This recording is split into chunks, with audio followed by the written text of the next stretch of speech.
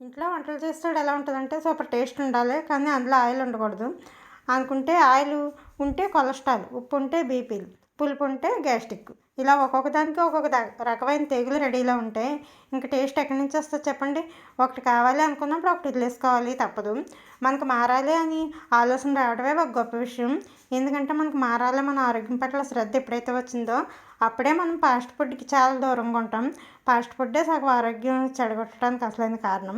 మనం అది ఎప్పుడైతే తినమో అప్పుడే మన ఆరోగ్యం మన సొంతం అయిపోయినట్లే. ఇక మిగతా ఆరోగ్యం మనకి ఇంట్లో ఉంటుందన్నమాట. మనం ఎప్పటి నుంచో మనకి టేస్టీగా కావాలి, ఎప్పటి నుంచో తింటాం.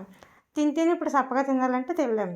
అటువంటప్పుడు గుడ్డు కొనుక్కున్నా మెల్లకొన్ను మెరగడే అన్నట్లు మనకు తినాలనుకున్న రోజుని ఒకరోజు సూపర్ టేస్టీగా చేసేసుకొని ఉప్పులు కారాలు అన్నీ దట్టించేసి శుభ్రంగా చేసుకుని తినేసి 2 రోజులు 3 రోజులు సప్పగా తిన్నామనుకోండి, ఏదో కవర్ అవుతాం కదా ఆ రకంగాని.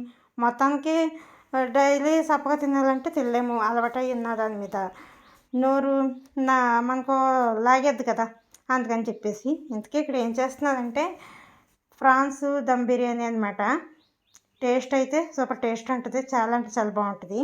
మనకి బిర్యానీకి పలావ్కి చాలా తేడా ఉంటుంది. ఇందులో చాలా రకాలు ఉంటాయి, పుదీనా రైస్, కొబ్బరి అన్నం, అలా చాలా